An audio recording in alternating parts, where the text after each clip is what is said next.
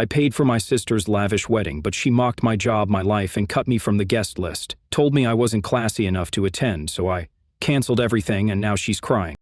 I still remember the exact moment I found out. It wasn't through a heartfelt conversation, a mistake in the mail, or even a passing mention. No. I discovered I wasn't invited to my own sister's wedding. The way someone finds out about a party they were never meant to know about, through a social media post. Picture a beautifully designed invitation card embossed with gold lettering, delicately placed atop white satin fabric. The caption read, "The countdown begins. Can't wait to celebrate with all my loved ones on the most special day of my life." All her loved ones, but not me. At first, I thought it was a mistake. Maybe my invitation was still in the mail. Maybe she just hadn't gotten around to telling me in person. After all, I had spent the last 6 months bending over backward to make sure she had the wedding of her dreams. I paid for the venue deposit when she and her fiancé were short on cash. I covered the catering advance when my parents hesitated. I even gave her money for a dress that, ironically, she hadn't even shown me yet. I scrolled through the comments under the post, my stomach twisting. Friends, relatives, colleagues, everyone was gushing about how excited they were to be part of the big day. Someone even joked about how exclusive the guest list must be. Exclusive. That's when the sick feeling started to creep in. I sent her a message, nothing dramatic, just a simple, "Hey, I saw the post. I never got my invite. Did it get lost?" I stared at my phone, waiting for the 3 little dots to appear. They didn't. An hour passed, then 2. By the time the sun set, I had convinced myself I was overreacting. Maybe she was busy. Maybe she just forgot to reply. Then, at 10:34 p.m., my phone buzzed. My sister's message read, "Hey, I was going to talk to you about this. I hope you understand, but we had to make some tough choices with the guest list. It's a very curated event, you know. We had to keep it elegant. No offense, but you don't really fit the vibe. I know you'll be happy for me from afar, though. Love you. Curated event. Don't fit the vibe. Happy from afar." I read the message 3 times before it really sank in. I wasn't just forgotten. I was intentionally left out. I knew exactly why. I wasn't like my sister's friends with their polished nails, expensive suits, and artificial laughs that filled high-end cocktail parties. I didn't work in an office with a shiny title or talk about investments over brunch. I owned an auto repair shop, a successful one, the kind that made very good money, especially since I specialized in luxury vehicles. But that didn't matter to my family. To them, I wasn't a businessman. I was just a grease-stained mechanic, a guy who always smelled like gasoline, whose hands were permanently rough from years of hard work. My sister had always looked down on me for that. She thought real success meant sitting in an air-conditioned office, wearing a suit, running a respectable business. Not running a garage, no matter how much money it made. She never said it outright, but I saw it in her eyes every time I showed up to family dinners in my work clothes. A slight wrinkle of her nose when I walked in. The way she introduced me to her friends with a quick dismissive, "Oh, my brother just runs some car shop," like I was an embarrassment. And now, after everything I had done for her, she had curated me out of her perfect little wedding. I had financed the wedding, and somehow, I wasn't good enough to attend it. I should have seen it coming. It wasn't the first time my family had made me feel like an outsider. The signs had been there for years. Small jabs at family dinners, dismissive comments about my business, the way my parents beamed with pride when my sister got promoted at her marketing firm, but barely acknowledged when I expanded my shop.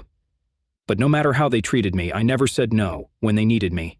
When my sister wanted a lavish wedding but couldn't afford it, I was the one who stepped in. I covered the venue deposit, the catering advance, even part of her wedding dress, and I never asked for anything in return.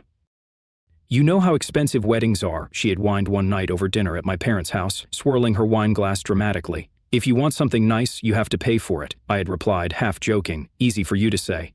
She had huffed. "You don't have student loans. You don't have to keep up a professional appearance. You wear the same boots every day." That was my sister in a nutshell. She equated success with appearances. She never cared that I built my business from the ground up, that I worked 60-hour weeks to make sure my employees had stable jobs, that I earned every dollar I had. To her, I was just the guy with oil-stained hands and working-class problems. But I still helped. When she and her fiancé came up short, I wired the money without hesitation. I told myself it was for family, that I wasn't doing it for recognition. Yet, here I was, not even worthy of an invitation. The night I read her message, I didn't sleep. I kept going over every moment of the past few months, trying to pinpoint when exactly she decided I wasn't good enough to be seen at her wedding. Was it when I showed up to a family gathering straight from the shop, still in my uniform? Was it when she introduced me to her fancy friends as my brother, he works with cars, like I was some random guy changing tires on the street? Or had she always thought of me this way? The next morning, I drove to my parents' house. I didn't announce myself. I wanted to hear what they'd say when they weren't expecting me. As soon as I stepped inside, I heard my mother's voice from the kitchen. "Well, you know how he is," she was saying, her tone laced with the same quiet disappointment I had grown used to. "I just don't want him embarrassing me," my sister replied. "It's going to be a sophisticated event. I can't have him showing up looking like he just crawled out from under a car." I clenched my jaw. "He's family," my dad mumbled, but his voice lacked conviction. "Exactly, and he should understand that this isn't about him," my sister snapped. I had heard enough. I pushed the door open, stepping into the kitchen. My sister went pale when she saw me. My mother quickly busied herself with stirring something that didn't need stirring. "So that's how you see me?" I asked, my voice calm. My sister hesitated before straightening her shoulders. "Don't take it personally, it's just not your kind of crowd." "My kind of crowd?" I echoed, crossing my arms. "Come on, you know what I mean," she huffed. "Everyone there is from the corporate world, lawyers, executives, people who actually network. You don't have anything in common with them." "Right, because I don't sit in an office and push paper all day. I must be too dumb to hold a conversation," I said. "I never said that," she replied quickly, but her face gave her away. My mother sighed. "Sweetheart, it's just a different kind of event. You have to admit, you do come off a little rough sometimes. You're always in those work clothes and you don't carry yourself the way her guests do." "I own a business," I said, keeping my voice steady. "I make more money than half of those sophisticated people you're inviting. But because I don't wear a suit every day, I'm not good enough." My sister groaned. "It's not about money, it's about image. Look, you helped a lot with the wedding, and I appreciate it, but this is my day. I need everything to be perfect. I just don't think you'd fit in there." It was the truth. It didn't matter that I had covered her bills, that I had bailed her out countless times when she overspent, that I had done more for this family than anyone else. To them, I would always be the dirty mechanic. I exhaled slowly, nodding. "Got it." "Oh, don't be like that," my mother interjected. "We'll have a nice family dinner after the honeymoon, just us. That'll be more your style." I smiled, but it wasn't out of kindness. "You're right," I said, reaching for my car keys. "That would be more my style, because in my world when someone helps you, you don't turn around and treat them like garbage." I walked out before they could say another word. As I drove back to my shop, my phone buzzed with a text from my sister. "Don't make this a big deal, okay? You know I love you. Hope you can still help with the final payment for the cake. It's due Friday. XO." I laughed so hard I had to pull over. She really thought I was still going to pay. She thought I would swallow my pride like I always did. She had no idea I was done. By the time I pulled into my shop, I had already made my decision. For years, I had been the family's safety net, the one they turned to when things got tough, the one who always said yes no matter how much it cost me. I had convinced myself it was my duty, that it was what family did. But this was the last straw. My sister didn't just take my money, she took it while looking down on me. She happily accepted every check, every transfer, every single dollar I handed her, but when it came time to acknowledge me in front of her fancy friends, I suddenly wasn't good enough. And yet, she still had the audacity to text me about paying for her wedding cake like nothing had happened. I had been played for a fool. Not anymore. I texted her back. "Sorry, I wouldn't want to embarrass you by being associated with your wedding. I'm sure you'll figure it out without me. Good luck." No emojis, no fake kindness, just a clear message. Not even 5 minutes passed before she called. I let it go to voicemail. She called again, then my mother, then my father. By the time I closed up shop that night, I had 12 missed calls. The next morning, I woke up to a series of frantic texts. My sister wrote, "What do you mean you're not paying? The cake is already ordered," and "You can't just back out, we're counting on you." My mom texted, "Sweetheart, don't be spiteful, it's just a misunderstanding, let's talk." My dad added, "We raised you better than this." I stared at my phone, shaking my head. Not a single one of them apologized. Not one, "I'm sorry we hurt you." Just expectations. Just the assumption that I would keep playing my role. I called my sister. She picked up on the first ring. "Oh my God, finally. Listen, I don't know what's gotten into you, but you're acting crazy. You already agreed to pay, so..." "I changed my mind," I cut in. Silence. "What?" "I changed my mind," I repeated slowly, letting it sink in. "I'm not paying another dime. You'll have to figure it out yourself." "Are you serious right now?" she screeched. "You're really going to betray me like this?" I laughed. "Screw you over. You mean like how you conveniently forgot to invite me because I don't fit the vibe of your wedding? Or how you and Mom were talking about me like I was some embarrassment? That kind of screwing over?" She huffed. "Oh my God, it's not the same thing. That was about appearances. I didn't mean it in a bad way, but this is actual money. Real responsibility. And it's not my problem," I said calmly. You didn't want me at your wedding? Fine, but you don't get to take my money while pretending I don't exist. You made it clear I don't belong, so I'm acting accordingly. Oh, don't be so dramatic, she snapped.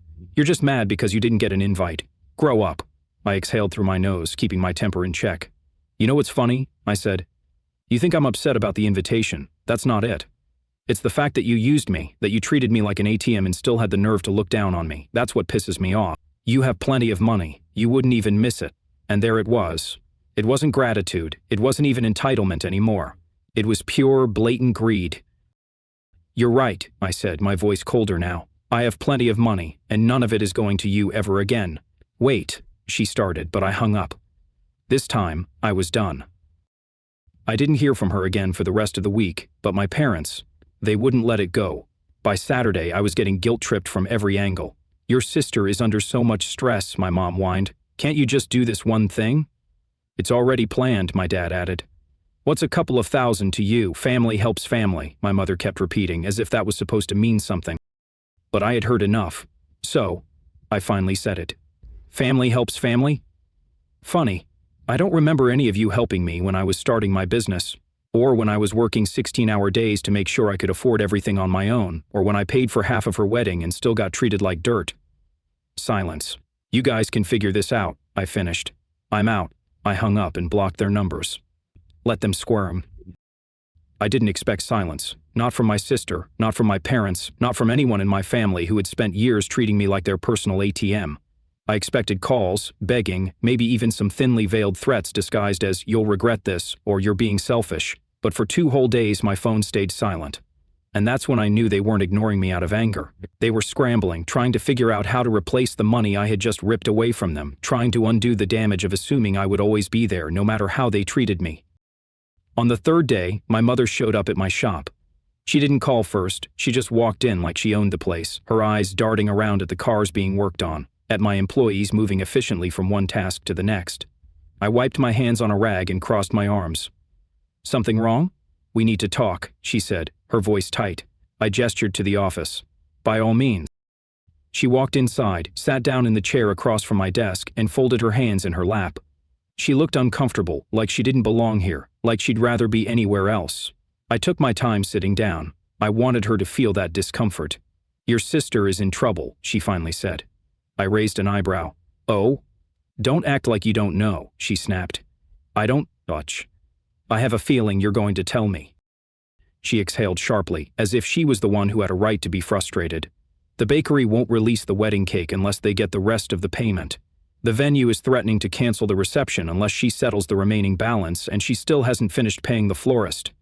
I stayed quiet. The wedding is in 2 weeks, and she doesn't have the money, my mother pressed. She can't cover all this on her own. That's unfortunate, I said. She blinked at me, as if she couldn't believe I wasn't leaping to fix it. You have the money, she said carefully, like she was speaking to a child.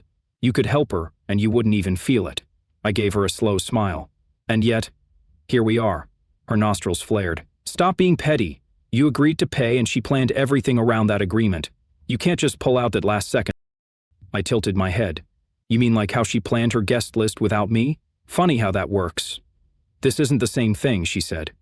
Sure it is, I replied. She made a choice. I made mine. She wanted a wedding without me in it? Great. That means she doesn't need my money either.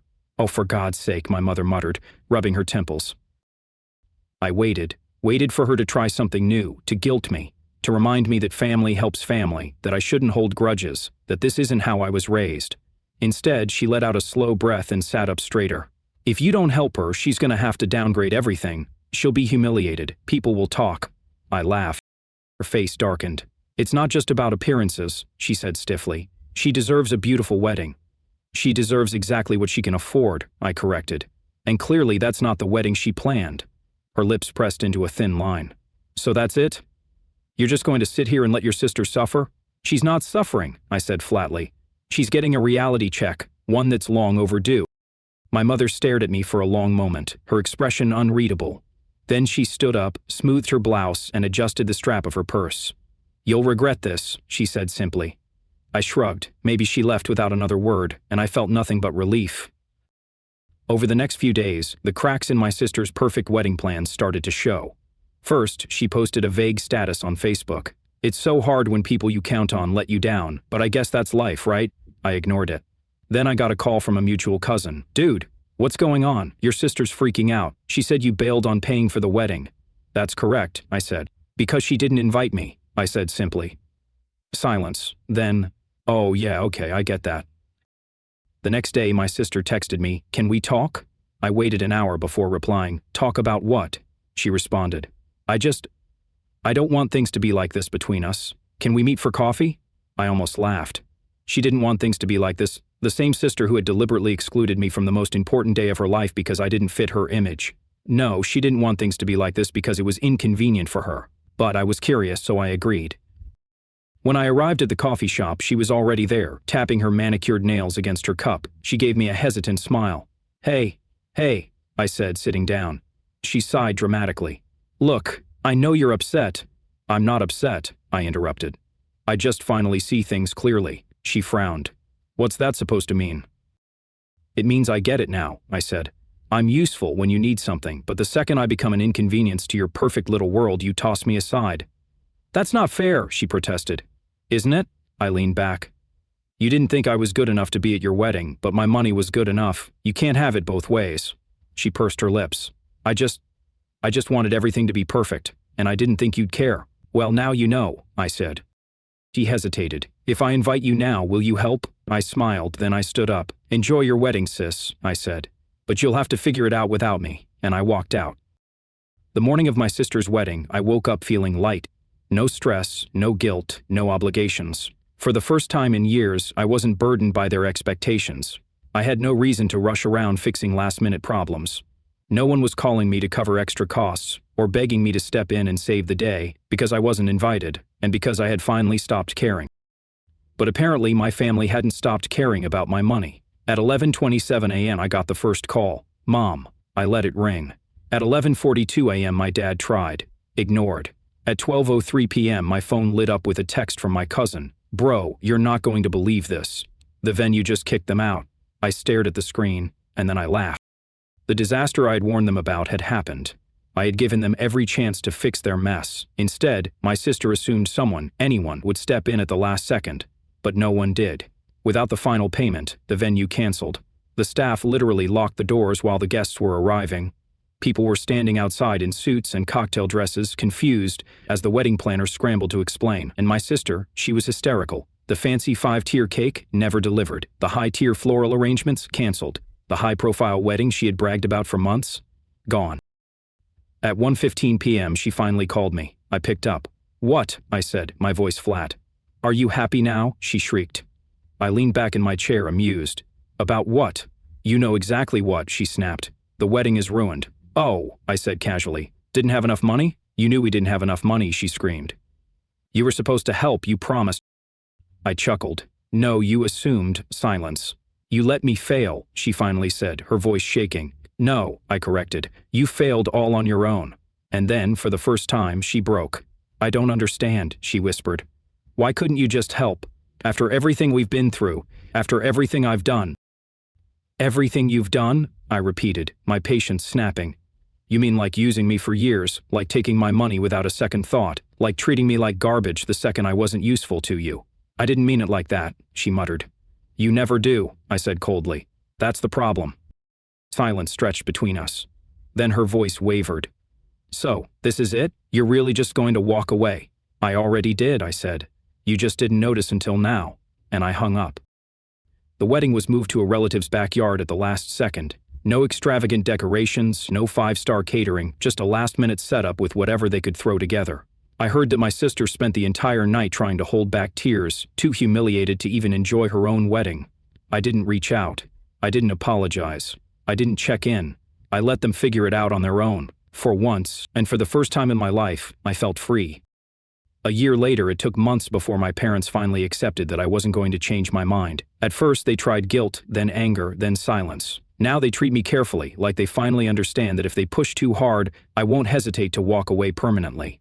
As for my sister, she never apologized, but she also never asked me for money again. I consider that a win. And me? I'm still running my business, still doing just fine. Only now, every dollar I earn is mine.